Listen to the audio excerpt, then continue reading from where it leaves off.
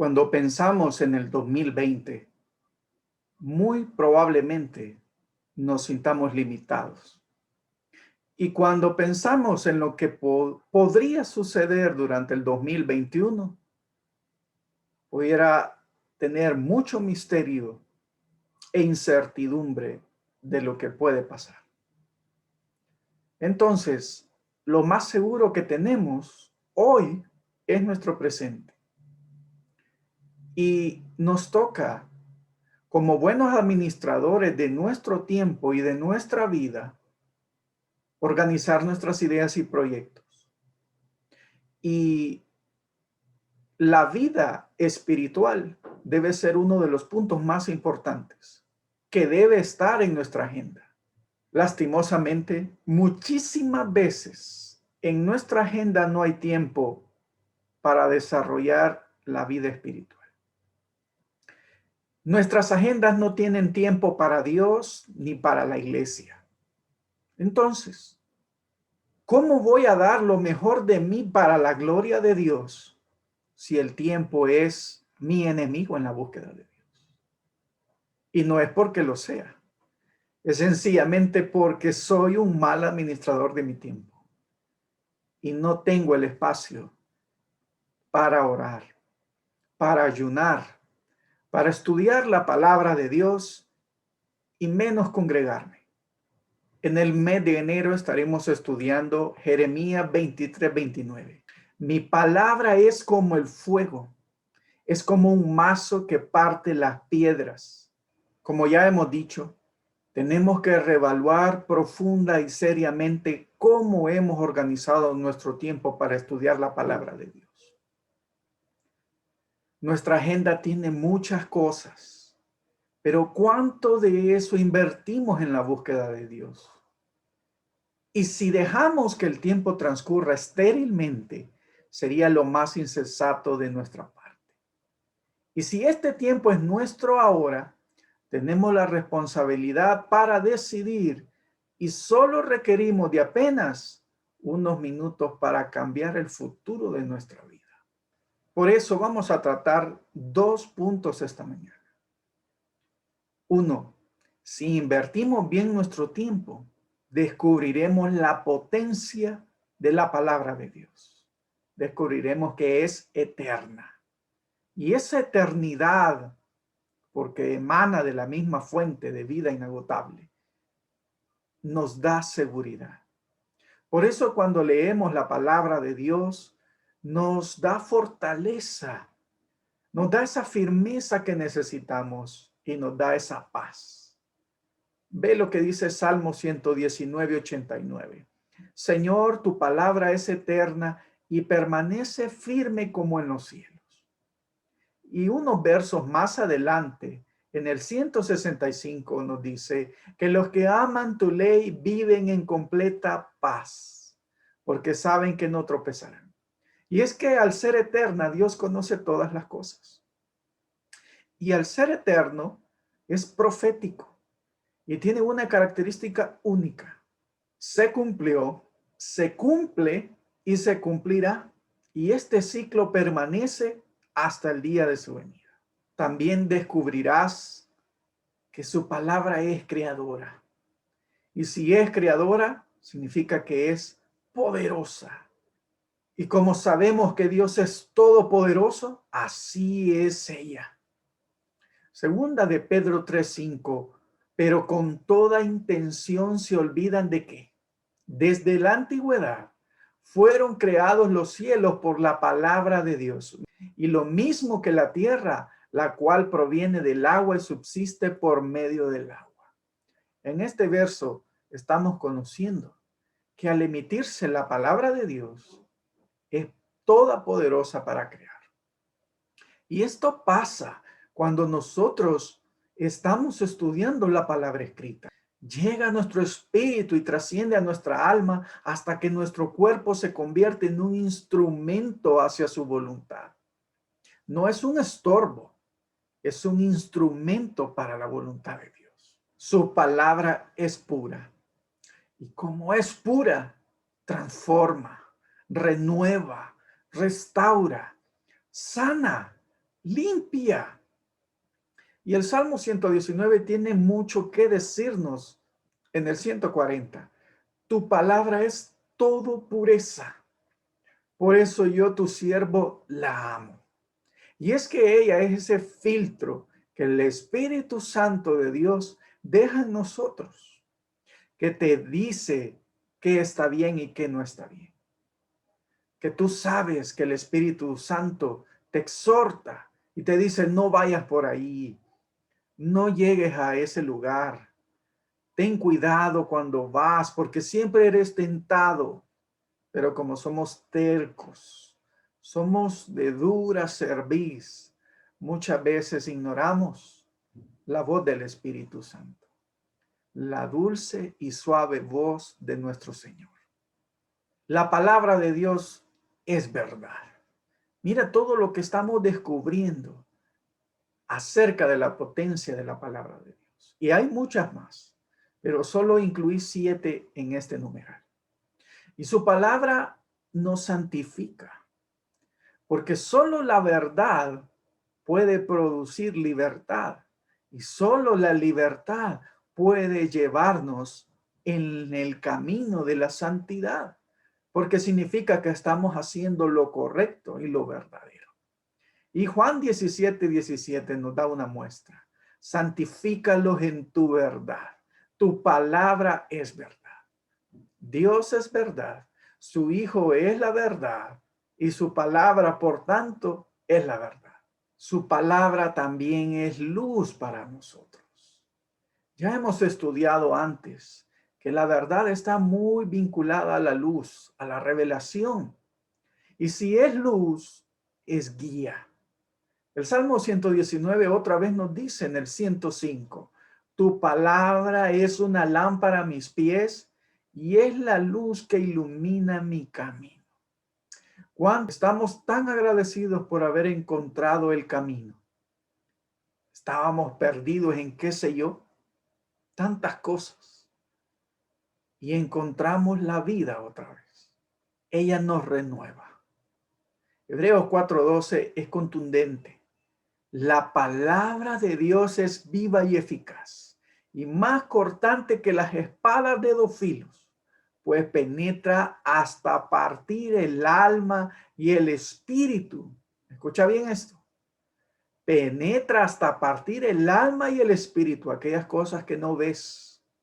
Las coyunturas y los tuétanos, aquellas que sí ves y sientes, y disciernen los pensamientos y las intenciones del corazón, aquellas que son aún más ocultas. Y es que la palabra de Dios son miles, millones de testigos por las edades, en naciones, en tribus, lenguas, que te pueden decir que está viva. Y es que es como que te hablara personalmente cada día. Pero esto, ¿cómo lo vas a descubrir? Tienes que invertir tu tiempo. Pero también te pondrá a prueba, porque la palabra de Dios te revela la verdad, la luz, la vida, te renueva, te levanta, te guía. Y si hace eso, entonces te dará inteligencia y sabiduría. ¿Y qué pasará? Será como que la vida está contra ti, porque los deseos de los ojos, como dice Santiago, los deseos de la carne, la vanagloria de la vida y nuestro adversario, el diablo, que anda como león rugiente buscando a quien devorar, está atento de en qué momento caes en la red de pecado y ver si eres capaz de ser obediente y valiente para ser un hacedor, un practicante, un testigo de lo que estás aprendiendo de Dios y de su palabra y de su voluntad. Y entonces, ella misma nos advierte, Salmo 105:19, pero finalmente se cumplieron sus dichos, aunque la palabra de Dios lo puso a prueba.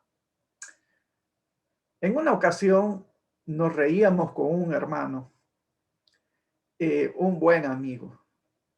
y llegó alguien y dijo, yo quisiera que alguien me profetizara. Y entonces él celosamente le dijo, hermano, ¿y usted para qué quiere eso? ¿No le basta con la Biblia? ¿No le basta con estudiar la palabra de Dios? ¿Por qué busca? ¿Usted cree que si Dios mueve a un siervo de Dios a profetizarle, es simplemente para recibir bombones, dulces y piñatas? ¿No entiende que la palabra personal profética debe ser exhortativa, edificante y renovadora? Entonces va a ser confrontado con la palabra de Dios. Y si no está siendo confrontado ahora con lo que estudia o con lo que lee cuando lee la palabra de Dios, entonces ¿para qué quiere un profeta? Y aquella persona se puso a reflexionar y dijo, sí, ¿verdad? Sí, creo que tiene razón. Y es que esto pasa, hermanos. Hay un movimiento insano en la iglesia y la iglesia está golpeada por falsos maestros, pero también está muy golpeada y deteriorada por la ignorancia de sus representantes. Tenemos creyentes que abandonan la iglesia porque no hay profetas, no hay apóstoles. Y dicen, no, esta es una iglesia pastoral nada más y yo estoy buscando la unción profética y apostólica.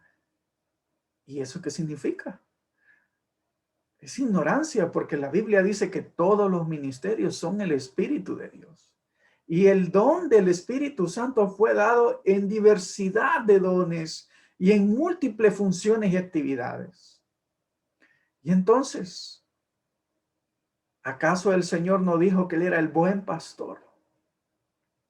Dios quiere primero ser el pastor de nuestras vidas.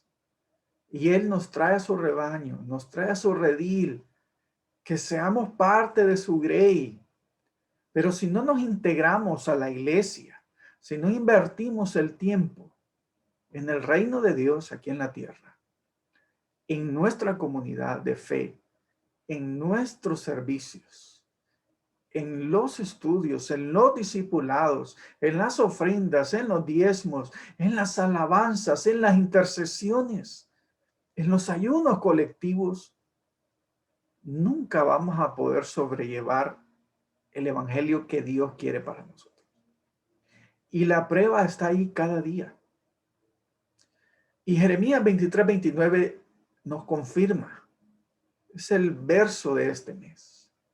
Mi palabra es como el fuego. Es como un mazo que parte las piedras. Y es que es cierto. Tiene que quemar tanta inmundicia que está en nosotros. Tanta basura que habita en nuestro interior. Tantas malas mañas. Tantos rencores, tantas recriminaciones, autoconmiseraciones que tiene que quemar en nosotros. Y tiene que destruir esas fortalezas y esas amenazas que somos nosotros portadores para el evangelio de Cristo en nuestras vidas. Hermano, tenemos que permitirle a la palabra de Dios la prueba. Y la prueba nos va a traer dolor. La prueba nos va a traer frustraciones. Nos va a traer vergüenzas. Y nos va a humillar. Porque Dios quiere que vengamos a su presencia rendidos, postrados para que Él ejecute su voluntad en nosotros. De manera que la conclusión es que cuando la palabra te pone a prueba, es que quiere que seas más como Él y que tu voluntad decida que Él haga su voluntad en ti. Y en esta parte tenemos muchos cristianos, muchos en muchas iglesias, no solo en la nuestra, que conocen las propiedades de la potencia de la palabra de Dios, pero no se permiten que los ponga a prueba. No es cuando viene la prueba de la palabra de Dios, son los mejores negociadores espirituales que existen. Y son los que se convierten, como dice Oswald Chambers, un gran uno de mis referentes, uno de mis preferidos devocionales. Dice que cuando somos los negociadores de primer nivel con Dios, nos convertimos en los perezosos espirituales. ¿Sí? Como lo escuchaste, los perezosos espirituales. Porque somos aquellos que solo queremos recibir, recibir, recibir y recibir. Y hablamos bonito como que vamos a dar, pero no nos damos, no nos entregamos. No damos de nuestro tiempo a la iglesia. No damos de nuestro tiempo a los hermanos de la iglesia. Somos de los que nos escondemos, de los que no queremos responsabilidades o de los que buscamos responsabilidades, pero no nos entienden, no nos comprenden, no saben cuál es la visión que nosotros tenemos. Y comienzan a ser no solamente perezosos espirituales dentro del sistema de la iglesia, del gobierno de la iglesia, sino que también se convierten en cristianos marginales. Están ahí con grandes talentos, con grandes capacidades, con hermosos testimonios, pero no se puede contar con ellos. Y cuando los cristianos no permitimos que la palabra de Dios nos ponga a prueba, entonces vas a ver que una de las primeras señales es que no nos damos a la iglesia. De repente yo puedo enseñar y no enseño. Yo puedo cantar y no canto. Yo puedo danzar y no danzo. Yo puedo interceder y no intercedo porque sencillamente no quiero. Y nos hemos convertido en malos administradores de la gracia de Dios. Dios te dio un don para su servicio, no para ti, no para los que tú crees o los que tú quieres, o solo los de tu casa, o solo los de tu familia, no. Dios te lo dio para la iglesia primeramente. Recuerda lo que dice Efesios, que Dios instituyó apóstoles, profetas, evangelistas, pastores y maestros para fortalecer la iglesia y ayudarla a alcanzar la estatura del varón perfecto. Es dentro de la iglesia que funcionan los ministerios, no afuera. Y si está funcionando muy bien afuera, pero no en tu iglesia local, hay algo que no está bien. Y debes de entender las señales. Y yo espero haberte hablado más claro este día. Y es que no estás permitiendo que la palabra de Dios te ponga a prueba. Porque no es solamente cuando tomas decisiones y tú te guías por lo que conoces de la palabra de Dios. No, también tiene que ver con tu testimonio, con tu integración en la iglesia, con tu función como parte del cuerpo de Cristo. Y si menosprecias la iglesia, menosprecias a la cabeza. Y es que tenemos muchos creyentes que conocen la palabra, han estudiado, han servido y tienen un pasado muy bonito, pero hoy no son nadie en la iglesia. ¿Qué están haciendo hoy? Un año donde no sirvieron, un año donde no se entregaron en la iglesia, un año donde todos saben que tiene un gran potencial, pero nadie los conoce. Y es el momento de que hagamos cambios en la iglesia. Tenemos que considerarnos y ver el tiempo que estamos invirtiendo en la iglesia para edificar la iglesia. Qué tremendo, ¿verdad? Continuemos con el segundo numeral. ¿Cómo empiezo, hermano? Esta es una pregunta que uno la encuentra con frecuencia. Sobre todo para los tibios que dicen, ¿cómo le arranco? No puedo salir del hoyo en que me encuentro. Siento que me deslizo, escalo y sigo deslizándome y hago tanto esfuerzo por salir y no puedo. Intentan congregarse como nunca este año y fracasan. Fracasaron el año pasado. Intentan estudiar la palabra, meterse al discipulado y fracasaron también. Y disponen y hablan a Dios que quieren servir, quieren iniciar el ministerio y sigue todavía todo en pausa. Y no es una cuestión solamente de fe, sino que también tiene que ver con las disciplinas espirituales. Muchos estudiosos, muchos apologistas, muchos pastores han visto que la crisis de identidad cristiana y de la integración del creyente con la iglesia y su servicio colapsan cuando descuida las disciplinas espirituales. ¿Te recuerdas cuáles son las disciplinas espirituales? Van desde congregarse fielmente, estudiar la palabra de Dios en casa, tener su devocional personal, tener su discipulado. Y si lo terminaste, pues ¿qué vas a hacer ahora? Busca ser un guía, busca ser un maestro. Pregunta si alguien quiere iniciar. Y si todo está bien contigo y está en orden, sin duda que vas a poder levantar un discipulado. Cantar, adorar. Tenemos creyentes que solo quieren llegar al mensaje de la palabra de Dios, porque les aburre la oración, les aburre la introducción, les aburre cantar, adorar. Tenemos que empezar otra vez en donde comenzó el primer amor. ¿Te recuerdas cómo era tu primer amor? No te querías perder ninguna reunión. Querías estar en todos los discipulados, en todas las convenciones, en todos los seminarios, en todos los talleres, en todas las misiones, todo.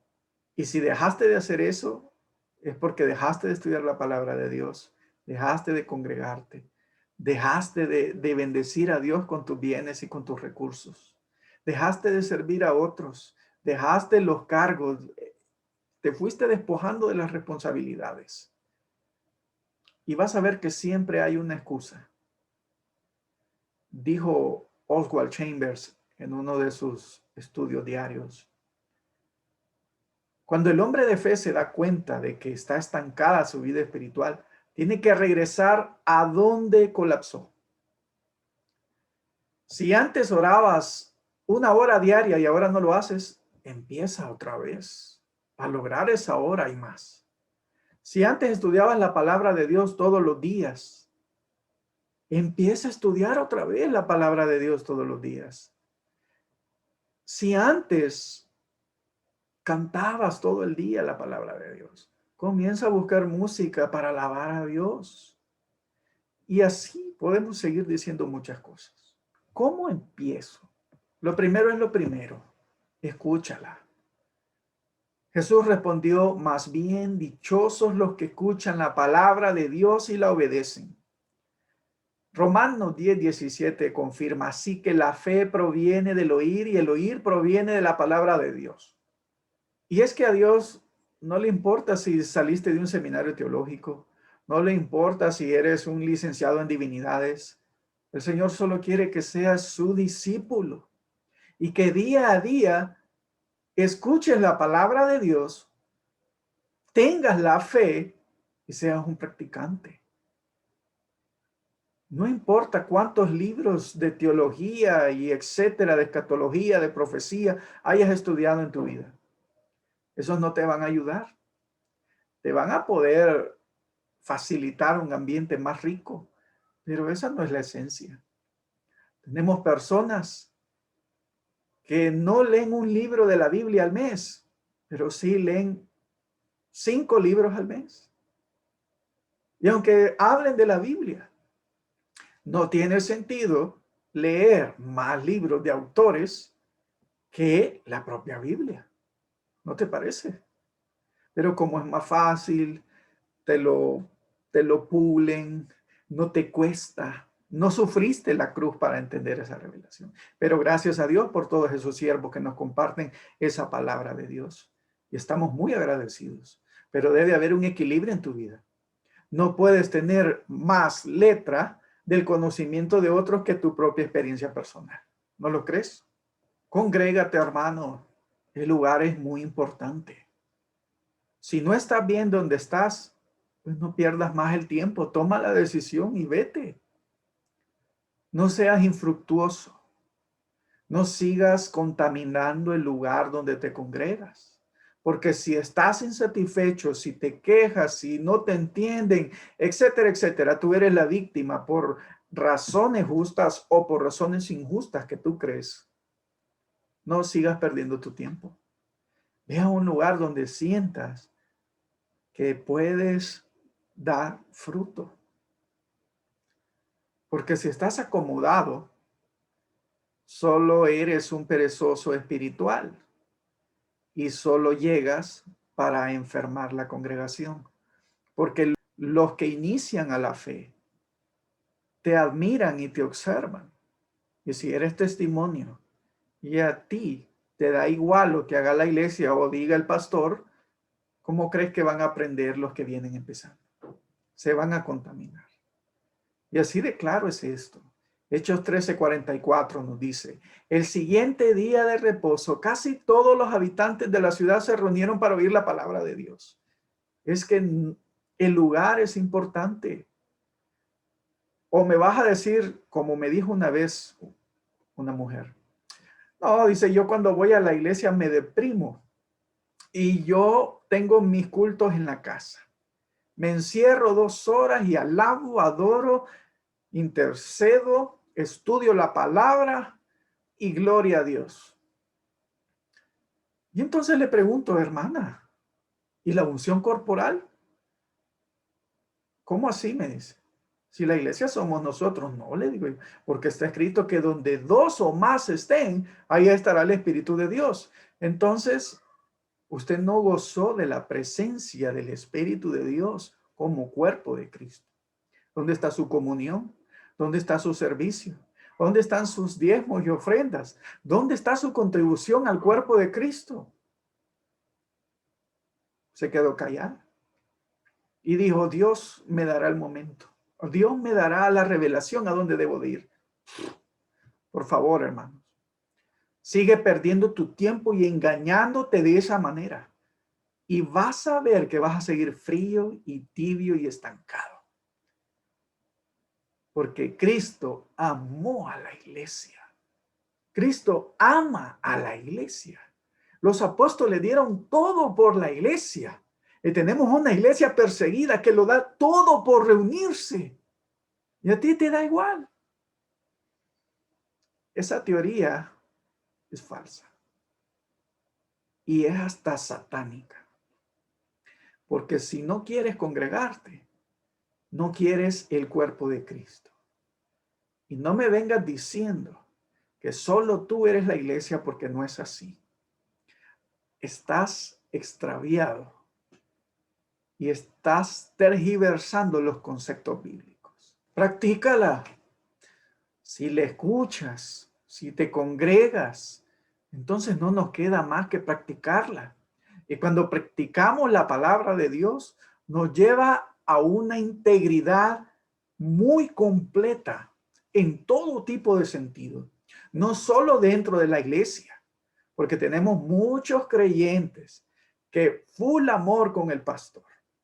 Son santos al llegar a la iglesia, pero afuera no son conocidos como santos, ni como creyentes. Es una pena. Pero es la realidad. Y ves, eso solo significa una pésima inversión de mi tiempo a la palabra de Dios.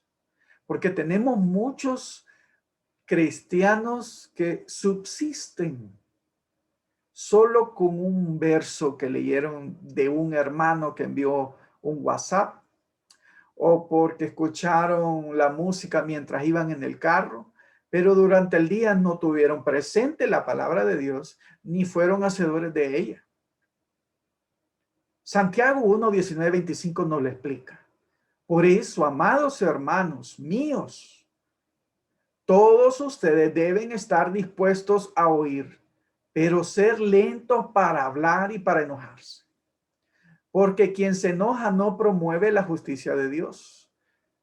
Así que despójense de toda impureza y de tanta maldad y reciban con mansedumbre la palabra sembrada, que tiene el poder de salvarlos. Pero pongan en práctica la palabra Y no se limiten solo a oírla, pues se estarán engañando ustedes mismos. Y continúa, mira qué serio. El que oye la palabra, pero no la pone en práctica, es como el que se mira a sí mismo en un espejo. Se ve a sí mismo, pero en cuanto se va, se olvida de cómo es. En cambio, el que fija la mirada en la ley perfecta, que es la ley de la libertad, y no se aparta de ella ni se contenta solo con oírla y olvidarla, sino que la practica, será dichoso en todo lo que haga. Aleluya.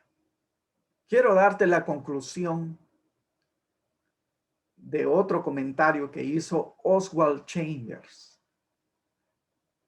No nos salgamos del tema. Es decir, cuando digamos que vamos a buscar a Dios, no nos desviemos.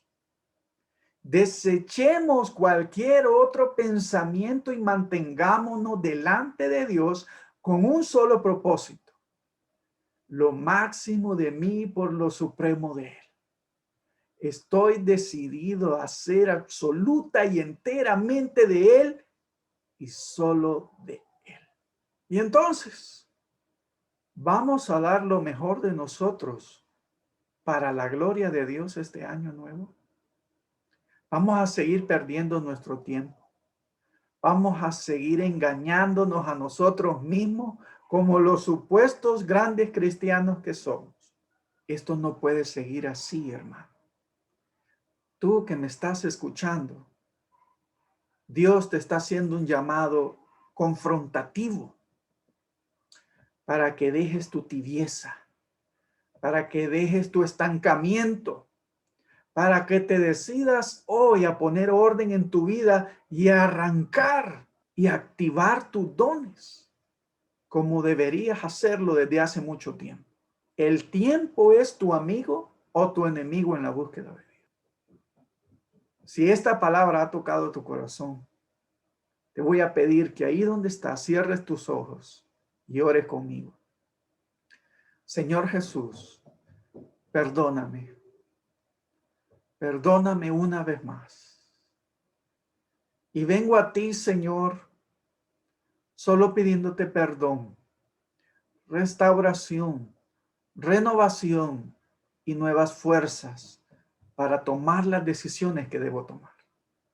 Yo sé que tengo que tomar decisiones, pero tengo miedo. Tengo dudas, pero debo hacerlas. Y seguir estancado me está pasando factura en mi vida espiritual.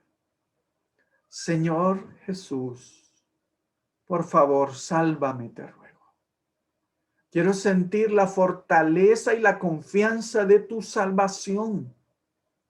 Quiero ser una llama encendida en tu altar para ministrar, para servir, para enseñar, para adorarte y ser testimonio, para evangelizar. Hágase, Señor, tu voluntad en mi vida. Esa es mi petición. No voy a darte promesas. Voy a darte hecho, Dios. Me voy a congregar. Voy a estudiar la palabra. Me voy a involucrar en el servicio de la iglesia, en las actividades. Me voy a encargar, Señor, de tener un año activo en el evangelismo. Ayúdame, Señor. Abre el camino para que sea tu instrumento en la iglesia. Aleluya. Amén y amén. Hermano, no quiero terminar sin antes decirte esto. ¿Cómo es la iglesia que tú quieres? ¿Cómo es la iglesia que tú quieres sentir cuando entras por la puerta de tu iglesia? ¿Cómo te gustaría que fuesen las cosas? Provoquemos una reforma espiritual en nuestra iglesia. Encendámonos en el fuego de la palabra de Dios cada uno de nosotros. Y estoy seguro que entonces veremos no solo un avivamiento, porque los avivamientos son temporales. vamos a ver que nuestra iglesia, nuestro edificio, donde sea que estemos, se va a convertir con los congregados en el lugar más apetecible para la presencia de Dios. Y tienes que empezar tú y yo, individualmente, para que cuando vayamos al colectivo del cuerpo de Dios, seamos productivos, seamos santos, seamos justos y haya en nosotros de Dios para transmitir a los demás. Entonces, te reto, ponte metas espirituales y declaremos este año un año de ayuno, un año de oración, un año de evangelismo, un año de discipulado, un año de estudio personal de la palabra de Dios, un año de adoración, de danza, de alabanza, un año donde se manifieste el Espíritu Santo con señales y milagros. Un año donde estemos dispuestos a servir y no ser servidos. Un año donde nuestra boca alabe más y critique menos. Y si critica y si cuestiona, presente soluciones. Hagamos de nuestra iglesia la iglesia que queremos ser. Amén.